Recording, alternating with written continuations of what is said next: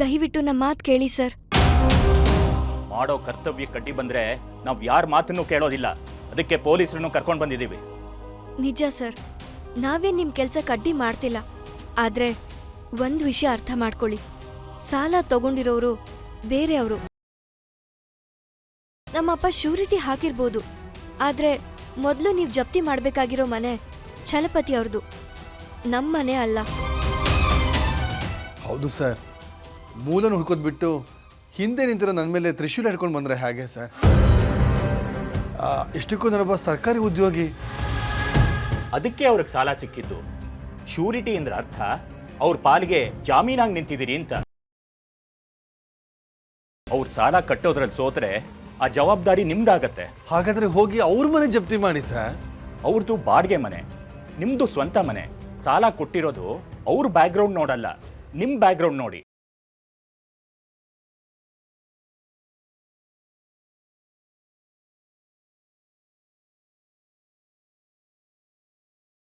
ಸಹಾಯ ಮಾಡೋದನ್ನೇ ಸಮಸ್ಯೆ ಅಂದರೆ ಹೇಗೆ ಸರ್? ಯೋಗ್ಯರಿಗೆ ಸಹಾಯ ಮಾಡಿದ್ರೆ ಹೀಗೆಲ್ಲ ಆಗ್ತಿರ್ಲಿಲ್ಲ. ನೀವು ಅವ್ರನ್ನ ನಂಬದ್ರಿ, ನಾವು ನಿಮ್ಮನ್ನ ನಂಬದ್ವಿ. ರೀ ಹಾಕ್ರಿ ಬೀಗ. ಅಯ್ಯೋ ಸರ್, ಇರಿ ಸರ್ ಪ್ಲೀಸ್. ಸರ್, ಇದು ಅನ್ಯಾಯ ಸರ್. ನಾವು ಮಾಡ್ತಿರೋದು ನ್ಯಾಯವಾದ ಕೆಲಸ ನಮ್ಮ.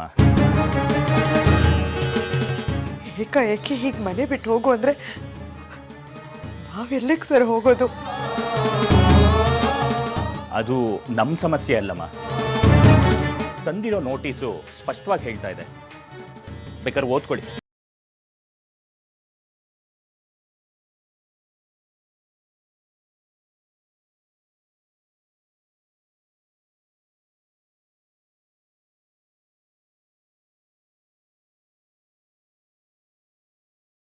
ಸರ್, ಇಡೀ ಬೀದಿ ಜನ ಸೇರಿದ್ದಾರೆ. ಅವ್ರ ಮುಂದೆ ನನ್ನ ಮಾನ ಮರ್ಯಾದೆ ಹರಾಜು ಹಾಕ್ಬೇಡಿ ಸರ್.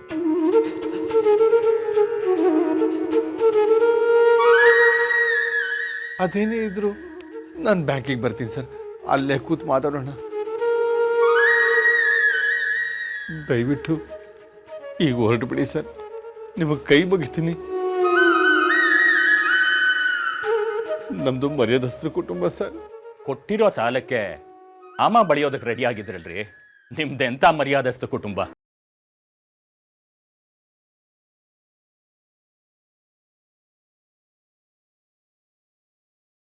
ಸರ್, ದಯವಿಟ್ಟು ಬಾಯಿಗೆ ಬಂದಾಗೆಲ್ಲ ಮಾತಾಡ್ಬೇಡಿ ಸರ್. ನಮ್ಮಪ್ಪ ಎಂತವ್ರು ಅಂತ ನಮಗ್ ಗೊತ್ತು. ಯಾರಿಗೂ ಒಂದ್ ಪೈಸೆನೂ ಮೋಸ ಮಾಡಿಲ್ಲ.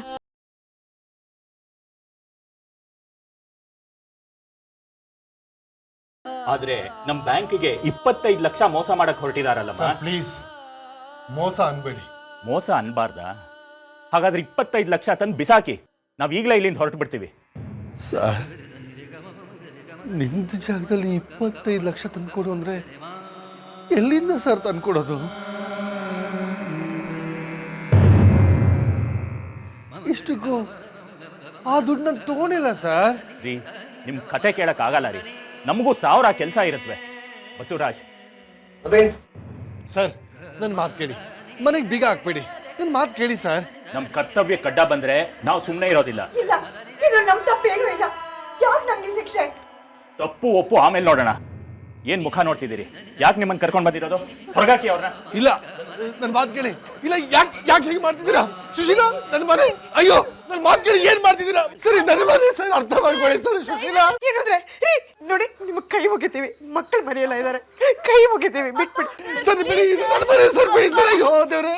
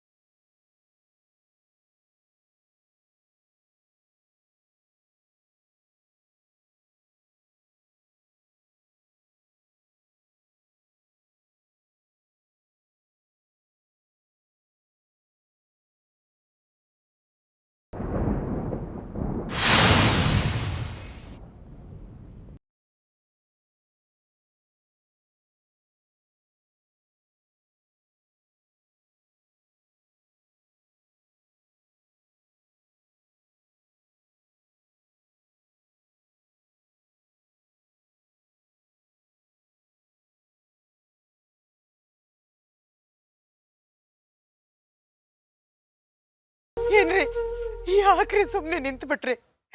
ನಮ್ಮನೆಯಿಂದ ನಮ್ಮನ್ನೇ ಹೊರಗೆ ಹಾಕಿದಾರಲ್ಲ, ನಾವೇನ್ರಿ ಮಾಡೋದು? 2 ಹೆಣ್ಣು ಮಕ್ಕಳು ಇಟ್ಕೊಂಡು ಎಲ್ರಿ ಹೋಗೋದು? ಅಪ್ಪ ಈಗ ಏನ್ ಮಾಡೋದು ಹೇಳಪ್ಪ, ಏನ್ ಮಾಡೋದು? ಕೇಳಿಸ್ಕೊಂಡ್ರ ಸರ್? ನಮ್ಮ ಮನೆಯವ್ರುಗಳು ಕೇಳಿಸ್ಕೊಂಡ್ರ ಸರ್? ಈಗಲೂ ನಿಮ್ಮ ಮನಸ್ಸು ಕರಗ್ತಾ ಇಲ್ವಾ ಸರ್? ಮಾತಾಡಿ ಸರ್.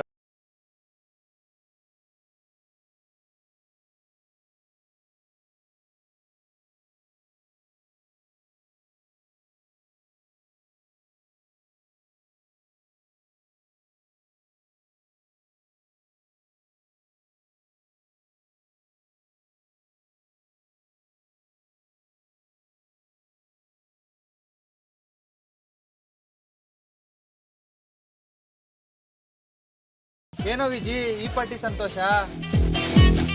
ರೋಡಿಗೆ ಬಂದಾಯ್ತು, ಗೀತಾ ಫ್ಯಾಮಿಲಿ ಸಮೇತ ಬೀದಿಗೆ ಬಿದ್ದಾಯ್ತು. ನನ್ನ ಹತ್ರನೇ ಇಟ್ಕೊಂತಾಳ ಅವಳು. ಕಾಲೇಜಲ್ಲಿ ಎಲ್ರ ಮುಂದೆ ನನ್ನ ಸೋಲ್ಸಿ ಏನೋ ಸಾಧಿಸ್ಬಿಟ್ಟೆ ಅಂತ ಬೀಗ್ತಾ ಇದ್ದವಳು ಇವತ್ತು ಫ್ಯಾಮಿಲಿ ಸಮೇತ ಬೀದಿಗೆ ಬಂದು ಅವ್ರ ಮುಂದೆ ತಲೆ ತಗ್ಗಿಸ್ಕೊಂಡು ನಿಂತಿದ್ದಾಳೆ. ಕಣ್ಣೀರಲ್ಲಿ ಮುಖ ತೊಳಿತಾ ಇರ್ತಾಳೆ. ಇದು ಇದು ಬೇಕಾಗಿದ್ದು. ಅಲ್ಲ ಗುರುವೆ, ಇದೆಲ್ಲ ನೀನೇ ಮಾಡಿಸಿದ್ಯಾ ಅಂತ ಅವಳಿಗೆ ಹೇಗೆ ಗೊತ್ತಾಗುತ್ತೆ? ಬುದ್ಧಿವಂತೆ ಕಣ ಅವಳು. ಚೊಳುಕು ಹೊಡಿಯುವಾಗ ಯಾವ ಚೇಳು ಕಚ್ಚಿರುತ್ತೆ ಅಂತ ಗೊತ್ತಿರುತ್ತೆ. ನರಳ್ತಾ ಇರ್ತಾಳೆ. ಗೊತ್ತಾಗಿಲ್ಲ ಅಂದ್ರೆ ನಾವೇ ಹೋಗೊಂದು ವಿಷಯ ಹೇಳ ಬಂದ್ರಾಯ್ತು ಅಲ್ವಾ ವಿಜಯ್? ನಾನು ತೋರ್ಸೋ ನರಕಕ್ಕೆ 7 ಬಾಗ್ಲಿರುತ್ತೆ ಸೀಟಿ. ಒಂದೊಂದು ಬಾಗ್ಲು ತೆಗಿತಾ ಹೋದಾಗೂ ಒಂದೊಂದು ರೀತಿ ಸಂಕಟ ಸ್ವೀಕರಿಸ್ಬೇಕು. ಶುರುವಾಗಿರೋದು ಹೀಗೆ, ಮುಂದುವರೆಯೋದು ಹೇಗೇಗೋ.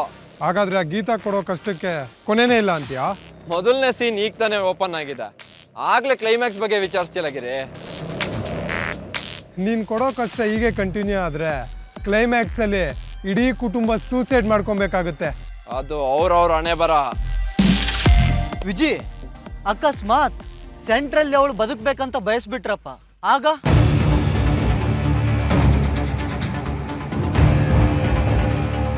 ಇರೋದು ಒಂದೇ ಅವಕಾಶ.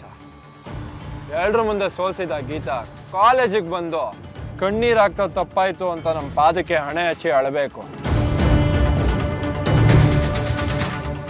ಅವಳು ಕಣ್ಣೀರಲ್ಲಿ ನನ್ನ ಪಾದ ತೊಳಿಬೇಕು.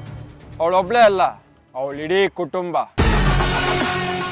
ಆಮೇಲೆ ನನ್ನ ಮುಂದೆ ನೆಲ ನೋಡ್ಕೊಂಡು ನಡೀತೀನಿ ಅಂತ ಮಾತು ಕೊಟ್ಟು ಕೈ ಮುಗಿದ್ರೆ ಕ್ಷಮಿಸೋ ಚಾನ್ಸಸ್ ಇದೆ. ಅಲ್ಲಿ ತನಕ ಅವ್ರಿಗಿರೋಕ್ ಮನೆ ಇಲ್ಲ, ನೆಲೆ ಇಲ್ಲ, ಈ ಸಮಾಜದಲ್ಲಿ ಒಂದು ಬೆಲೆ ಇಲ್ಲ, ಇರೋಲ್ಲ. ಚರ್ಮ ಸುಲಿಯೋ ನೋವು ಸುಲಿದೇನೆ ಕೊಡ್ತಾ ಹೋಗ್ತೀನಿ. ಗೀತೆ, ನೀನು ಸೋತೆ. ಸರ್ ನನ್ನ ಮಾತು ಕೇಳಿ ಸರ್. ನೋಡಿ ಮಿಸ್ಟರ್, ನಮ್ಮ ಕೆಲಸ ಮುಗೀತು. ಹಾಗನ್ಬೇಡಿ ಸರ್. ಚಲ್ಪತಿ ಕಷ್ಟಕ್ಕೆ ಅವ್ನು ಬೆನ್ನಿಂದ ನಿಂತಿದ್ದಕ್ಕೆ ನಾನಿವತ್ತು ಹೆಂಡತಿ ಮಕ್ಕಳ ಜೊತೆ ಮನೆಯಿಂದ ಈಚೆ ನಿಲ್ಲೋಂಗಾಯ್ತು ಸರ್. ಅವನು ನನಗೆ ಮೋಸ ಮಾಡೋನಲ್ಲ ಸರ್. ದಯಮಾಡಿ ನಾನು ಅವ್ನಿಗೊಂದೇ ಒಂದು ಫೋನ್ ಮಾಡೋ ಅವಕಾಶ ಮಾಡಿಕೊಡಿ ಸರ್. ರೀ ಶ್ರೀನಿವಾಸ್, ನಾವು ಫೋನ್ ಮಾಡಿ ಅವ್ರನ್ನ ಕಾಂಟ್ಯಾಕ್ಟ್ ಮಾಡೋ ಪ್ರಯತ್ನ ಎಲ್ಲ ಮುಗಿದ ಮೇಲೇನೆ ನಿಮ್ಮ ಹತ್ರ ಬಂದಿರೋದು.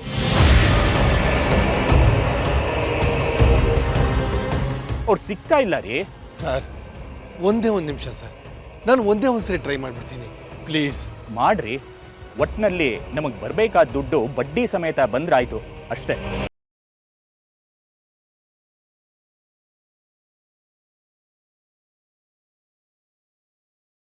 The number you're calling is switched off right now. Please try later.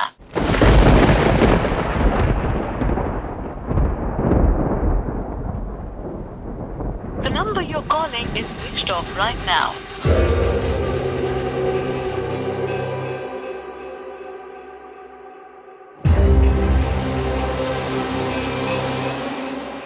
Phone switch off ಬರ್ತಿದೆ ಸರ್.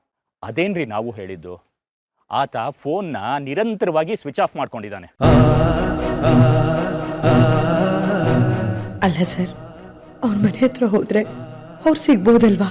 ನಾನು ಆಗ್ಲಿಂದ ಹೇಳ್ತಿರೋದನ್ನ ನೀವು ಅರ್ಥನೇ ಮಾಡ್ಕೊಂತಿಲ್ಲ ಮೇಡಮ್. ಮನೆ ಖಾಲಿ ಮಾಡ್ಕೊಂಡು ತಲೆ ಮರ್ಸ್ಕೊಂಡು ಹೋಗಿದ್ದಾನೆ.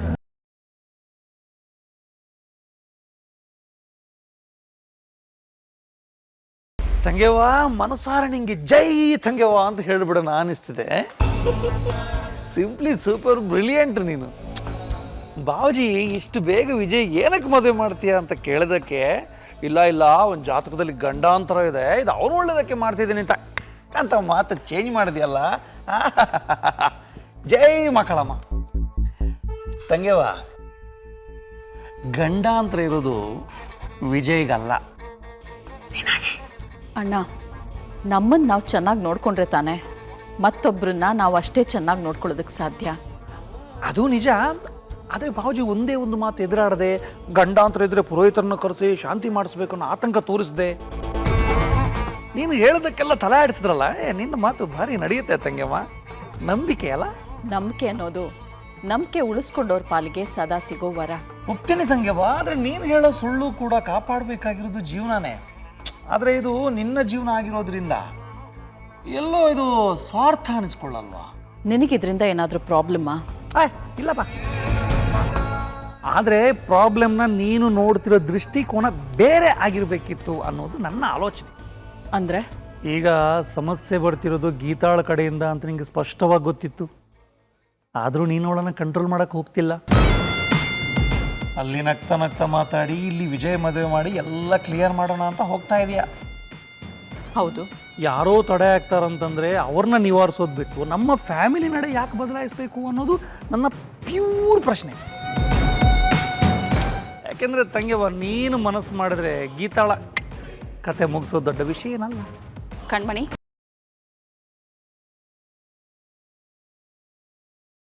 ಕರೆದಷ್ಟು ಗುಂಪು ಕೆರೆದಷ್ಟು ಗಾಯ ಅನ್ನೋದನ್ನು ನಾವು ಮರಿಬಾರ್ದು. ತೊಂದರೆ ಅನ್ನೋದನ್ನು ತಡ್ಕೊಂಡಷ್ಟು ಅದು ನಾಳೆ ಏನು ಮಾಡುತ್ತೋ, ಯಾವ ದಾರಿಲಿ ಬರುತ್ತೋ ಅನ್ನೋ ಚಿಂತೆಯಲ್ಲಿ ಮನಸ್ಸು ಹಾಳಾಗುತ್ತೆ. ಅದ್ರ ಬದಲು ಅದ್ರ ದಾರಿಯಿಂದ ಡಿವೇಟ್ ಆಗೋ ಮಾರ್ಗ ಇರುವಾಗ ಆ ಕಡೆ ಹೋದರೆ ತೊಂದರೆನೂ ಸರಿಯುತ್ತೆ, ಸಮಸ್ಯೆನೂ ಸುಳಿಯಲ್ಲ. ಕೆಸರು ಅಂತ ಗೊತ್ತಿದ್ದು ಕಾಲು ಕೆರ್ಕೊಂಡು ಜಗಳಕ್ಕೆ ಹೋದರೆ ಮಣ್ಣಾಗೋದು ನಮ್ಮ ಮೈ. ಏನು ಲೆಕ್ಕಾಚಾರ ತಂಗೆವ, ಇದಕ್ಕೆ ಹೇಳಿದ್ದು ನೀನು ಸಿಕ್ಕಾಪಟ್ಟೆ ಬ್ರಿಲಿಯಂಟು ಅಂತ. ನಿನ್ನ ಈ ಬುದ್ಧಿ ನಿನ್ನ ಮಗ ವಿಜಯಕುಮಾರನಿಗೂ ಬಂದಿದ್ರೆ ಈ ಗೀತಾ ಅನ್ನೋ ಸಮಸ್ಯೆನೇ ಇಡ್ತಿರ್ಲಿಲ್ಲ ತಂಗೆವ.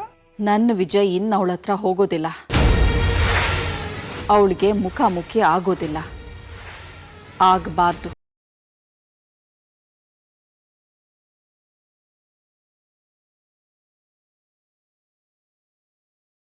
ಇದ್ದ ಅಡ್ರೆಸ್ಸಲ್ಲಿ ಅವನಿಲ್ಲ, ಈಗಿರೋ ಅಡ್ರೆಸ್ ನಮಗೆ ಗೊತ್ತಿಲ್ಲ. ಅಂದಮೇಲೆ ನಮಗೆ ಗೊತ್ತಿರೋ ಅಡ್ರೆಸ್ಗೆ ಬಂದು ನಮಗೆ ಬೇಕಾಗಿರೋ ತೊಗೊಂಡು ಹೋಗ್ಬೇಕು ತಾನೆ? ಇದು ಯಾವುದೇ ವಿಚಾರ ನನಗೆ ಗೊತ್ತಿಲ್ಲ ಸರ್. ಚಲಪತಿ ಈ ಥರ ದ್ರೋಹ ಮಾಡ್ತಾನೆ ಅಂತ ನಾನು ಎಣಿಸಿರ್ಲಿಲ್ಲ ಸರ್. ಗೊತ್ತಿಲ್ಲದೆ ನಂಬಿದ್ರಿ, ಈಗ ನಂಬಿದ್ದಕ್ಕೆ ಅನುಭವಿಸ್ಬೇಕು ಅಷ್ಟೇ. ಸರ್ ಅಲ್ಲ ಸರ್, ನಾವು ಈ ಕಷ್ಟದಿಂದ ಹೇಗೆ ಈಚೆ ಬರಬೇಕು ಅನ್ನೋದಾದರೂ ಹೇಳಿ ಸರ್. ನೋಟಿಸ್ನ ನಿಮ್ಮ ಕೈಗಿಟ್ನಲ್ಲ ಸ್ವಾಮಿ, ಅದ್ರ ಪ್ರಕಾರ ಇನ್ನೊಂದು ವಾರ ಟೈಮ್ ಇದೆ. ಅಷ್ಟರಲ್ಲಿ ಬ್ಯಾಂಕ್ಗೆ ಬಂದು 25 ಲಕ್ಷ ಮತ್ತು ಬಾಕಿ ಇರೋ ಬಡ್ಡಿನ ಕಟ್ಟಿ ಮನೆ ಉಳಿಸ್ಕೊಳ್ಳಿ.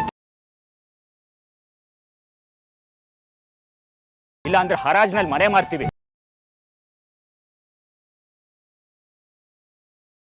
ಆ ಬಂದ ಹಣದಲ್ಲಿ ನಮ್ಮ ಸಾಲ ಮುಡ್ಕೊಂಡು ಮಿಕ್ಕಿದ ಹಣನ ನಿಮ್ಮ ಅಕೌಂಟ್ ಹಾಕ್ತೀವಿ. ಅಲ್ಲ ಸರ್, ನೀವೇನೋ ಸುಲಭವಾಗಿ ಹೇಳಿಬಿಟ್ರಿ, ಆದರೆ ಅಲ್ಲಿವರೆಗೂ ನಾವು ಮಕ್ಕಳ ಮರಿನ ಕರ್ಕೊಂಡು ಎಲ್ಲಿಗೆ ಹೋಗೋದು ಸರ್? ನೋಡಿ ಮೇಡಮ್, ಅದು ನಮಗೆ ಸಂಬಂಧ ಪಡದೇ ಇರೋ ವಿಷಯ.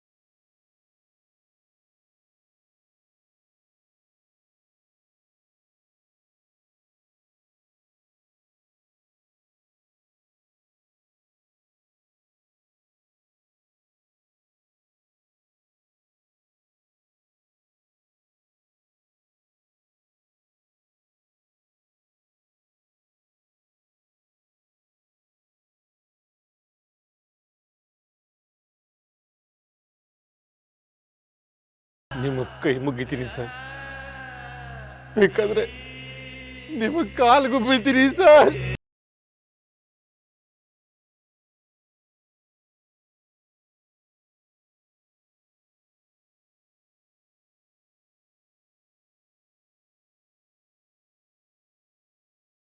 ಸರ್ ನಿಮ್ ಕೈ ಮುಗಿತೀನಿ ಸರ್, ಒಂದ್ ನಿಮಿಷ.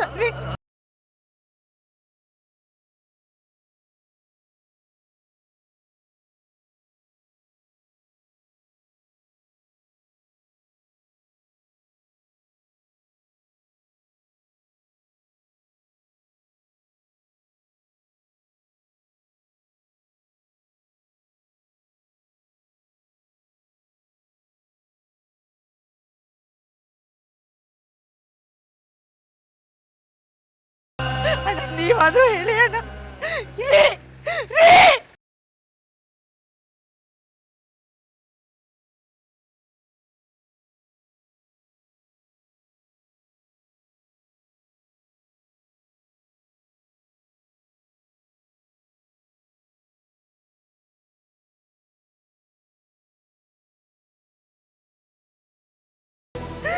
ಅಯ್ಯೋ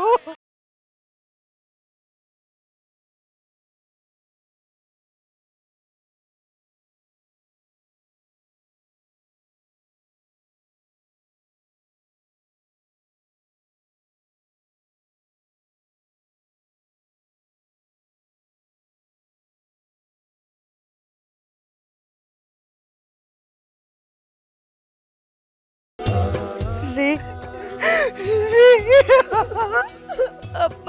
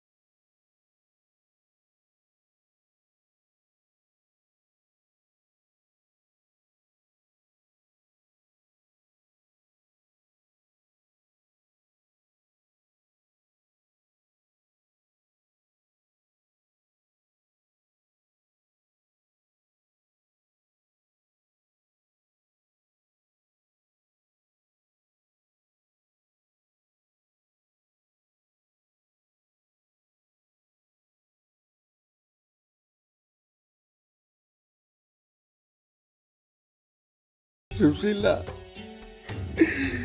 ಸುಶೀಲ, ಇದು ನನ್ನ ಮನೆ ಕಡೆ. ಯಾವನೋ ಮತ್ತೆ ಬೀಗ ಹಾಕ್ತಾನೆ ಅಂದ್ರೆ ಹೇಗೆ ಸಹಿಸ್ಕೊಳ್ಳೋದು?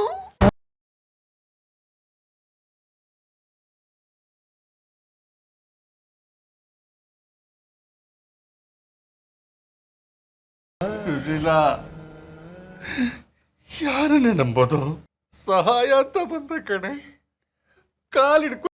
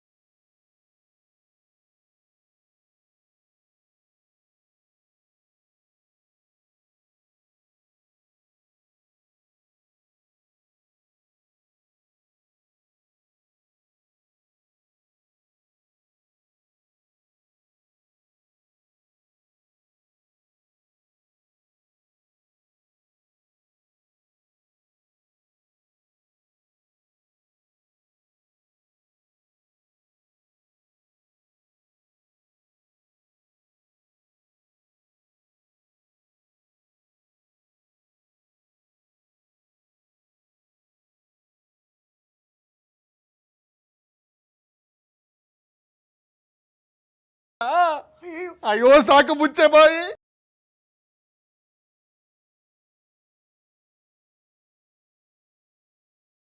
ಹೋಗ್ಲಿ, ಇನ್ನೊಂದ್ಸತಿ ಆದ್ರೂ ಆ ಚಲಪತಿ ಅವ್ರಿಗೊಂದು ಫೋನ್ ಮಾಡ್ರಿ. ಚಲಪತಿ ಅವ್ರಿಗೆ ಅವ್ನಿಗೆ ಮರ್ಯಾದೆ ಬೇರೆ ಕೇಳು ಕಡೆ.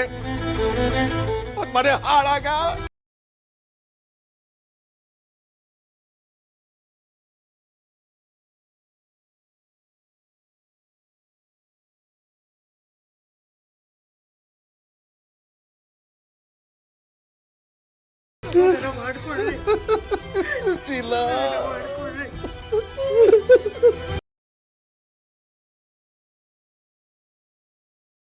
ಏನ್ರಿ ಮಾಡೋದು?